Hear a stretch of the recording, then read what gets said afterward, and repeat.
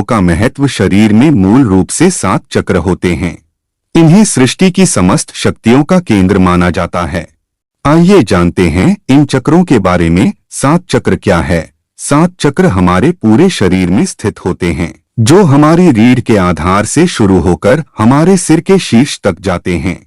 प्रत्येक चक्र की अपनी अलग कंपन आवृत्ति होती है और ये चक्र शरीर में विशिष्ट कार्यों को नियंत्रण करते हैं। जैसा कि हम सभी ने सुना है और पढ़ा है कि हमारा संपूर्ण ब्रह्मांड ऊर्जा से बना हुआ है और हमारा शरीर भी उसी ऊर्जा का एक हिस्सा है। हमारे शरीर के भीतर 7 अलग अलग ऊर्जा केंद्र हैं और इनमें इन जिनको चक्र कहा जाता है। शरीर में मौजूद इन चक्रों का बुनियादी ज्ञान हमारे शारीरिक और ये शरीर के रोगों के प्रतिरोध से लेकर भावनात्मक प्रसंस्करण तक हर चीज को प्रभावित कर सकते हैं। मानसिक स्वास्थ्य को कई गुना तक बढ़ा देता है। हमारे शरीर में मूलतः 7 चक्र होते हैं। इन चक्रों के नाम है मूलाधार, स्वाधिष्ठान, मणिपुर, अनाहत, विशुद्ध, आज्ञा और सहस्त्रार होते हैं। धार्मिक पुराणों के अनुसार जीवन की ऊर्जा इन्हीं 7 चक्रों में समाहित होती है। माना जाता है कि अगर इन 7 चक्रों का कोई मनुष्य ठीक से जागृत कर ले तो वह मनचाही जो इच्छा प्राप्त कर सकता है। 7 चक्रों को जागृत करने की विधि सांसों पर नियंत्रण और ध्यान से इस ऊर्जा को शरीर में खींचा जा सकता है। प्रतिदिन मेडिटेशन करना जैसे जैसे ये ऊर्जा चक्र से ऊपर उठती जाती है, हमारे व्यक्तित्व में चमत्कारी परिवर्तन दिखने लगता है।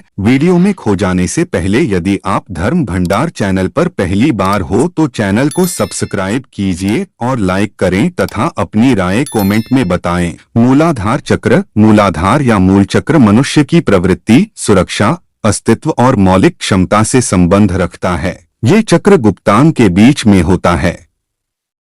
ऐसा माना जाता है कि जब किसी मनुष्य का अस्तित्व खतरे में होता है तो मरने या मारने का दायित्व इसी चक्र का होता है। और स्वाधिष्ठान चक्र। स्वाधिष्ठान चक्र मनुष्य के कमर के पीछे की तिकोनी हड्डी में होता है। स्वाधिष्ठान चक्र को आमतौर पर मूत्र तंत्र से संबंधित माना जाता है। स्वाधिष्ठान चक्र का मुख्य संबंध हिंसा, व्यसनों, मौलिक भावनात्मक आवश्यकताएं और सुख होते हैं। मणिपुर चक्र। मणिपुर चक्र चयापचय और पाचन तंत्र से संबंधित होता है। ये चक्र मनुष्य के नाभि स्थान पर व्यवस्थित होता है। ये चक्र पाचन क्रिया में शरीर के खाद्य पदार्थों को ऊर्जा के रूप में रूपांतरित करने में महत्वपूर्ण भूमिका अदा करता है। अनाहत चक्र। अनाहत या अनाहतपुरी चक्र का संबंध मनुष्य की बाल्य ग्रंथि से होता है। ये चक्र मनुष्य के सीने में स्थित होता है। बाल्य ग्रंथि प्रतिरक्षा प्रणाली का तत्व है। ये चक्र तनाव के प्रतिकूल प्रभाव से मनुष्य का बचाव का काम करता है। शारीरिक रूप से अनाहत चक्र संचालन को नियंत्रित करता है। भावनात्मक रूप से अपने और दूसरों के लिए समर्पित प्रेम, मानसिक रूप से आवेश और आध्यात्मिक रूप से समर्पण को नियंत्रित करता है। विशुद्ध चक्र। विशुद्धि चक्र मनुष्य के गले में स्थित होता है। ये चक्र मनुष्य की थायराइड और हार्मोन को कंट्रोल करने का काम करता है। इसी चक्र की मदद से मनुष्य का विकास होता है और परिपक्वता आती है। ये चक्र आत्मविभक्ति और संप्रेषण जैसे कार्यों को नियंत्रित करता है। आज्ञा चक्र। आज्ञा चक्र मनुष्य की दोनों भौहों के मध्य में स्थित होता है। आज्ञा चक्र का मुख्य कार्य उच्च और निम्न को संतुलित करना है।